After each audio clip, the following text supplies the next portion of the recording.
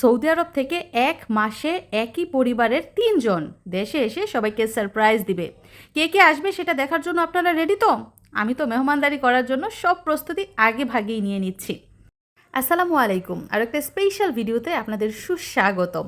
ঠিকই শুনেছেন, সৌদি আরব থেকে এক মাসে একই পরিবারের ৩ জন দেশে এসে আমাদের সবাইকে সারপ্রাইজ দেবে। আপনারা সবাই জানেন আমার পরিবারের অনেকেই প্রবাসী, সারা বছরই একজনের পর একজন দেশে আসা যাওয়ার মধ্যে থাকে। কিন্তু এইবার এক মাসের ভিতরেই পরিবারের ৩ জন সদস্য আবারও দেশে আসবে। খুব মজা আর আনন্দ হবে, তাই না? তো আজকে সারাদিন কী কী করি এবং আমার হাতে কি আছে এবং সেটা দেখে আমার মেয়ের রিয়াকশন কী, সব কিছুই এই ভিডিওতে জানতে পারবেন। দেখেন মাম বলে, দেখে আরো কিছু আছে, আর নাই কিছু নাই, শেষ নাই কিছু নাই, এই যে নাই একটাই।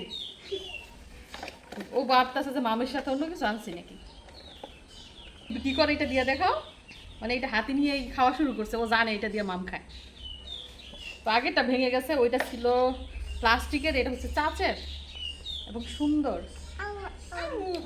তোমার পোশাকের সাথে তো মিলে গেছে কালার, আমিও মাম খেতাম। এই তো খেয়েছি। তোমার গিফট পেয়ে তুমি খুশি? এখন ভাইয়াকে গিফট দিতে হবে না? হুম, ভাইয়ার গিফট কি তুমি নিয়ে নিবা?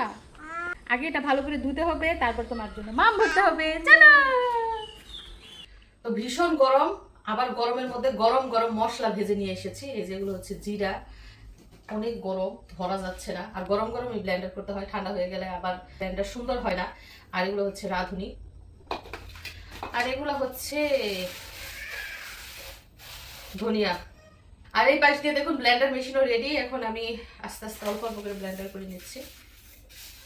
কারেন্ট যাতে না যায় সেই দোয়া করেন, কারণ অর্ধেক মশলা ব্লেন্ডার করার পর যদি কারেন্ট চলে যায় তখন হচ্ছে আবার আরেক জ্বালা, বইসা থাকতে হয় ঘন্টার পর ঘন্টা। একবার কারেন্ট গেলে তো ঘন্টার নিচে আর আসে না। আর একদিন মেয়ের খিচুড়ি ব্লেন্ডার করার সময়, হাই আল্লাহ, রাত 10টা বাজে নিচে ব্লেন্ডার করতে, অল্প ব্লেন্ডার করছে, পরে কারেন্ট চলে গেছে। তারপরে না হলো 2 ঘন্টা, মানে রাত 12টা 1টা পর্যন্ত বসে রয়েছি শুধু ব্লেন্ডার করার জন্য। বিসমিল্লাহির রহমানির রহিম।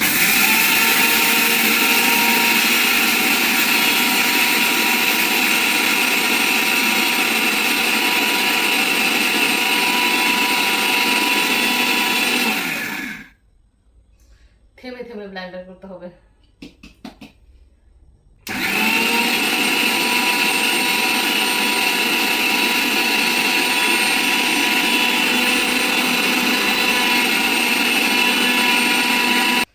অনেক গরম, হিট, মশলা গরম, আবার মেশিনের হিটও গরম।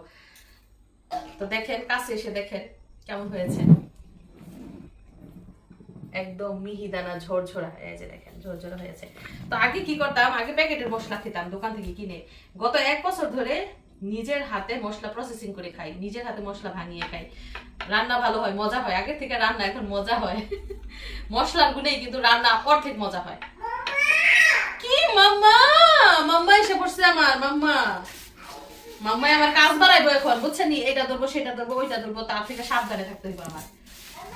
মাম্মা পরে পরে আসো। আল্লাহ মাম্মা, আমার হাঁটু ভাঙতে হইব না তোমার। না, তুমি আসবে না, তুমি আইসে সব নষ্ট করে দিবা। আমি কাজ কমপ্লিট করি। মিশারি, ওকে ধরো বাবা।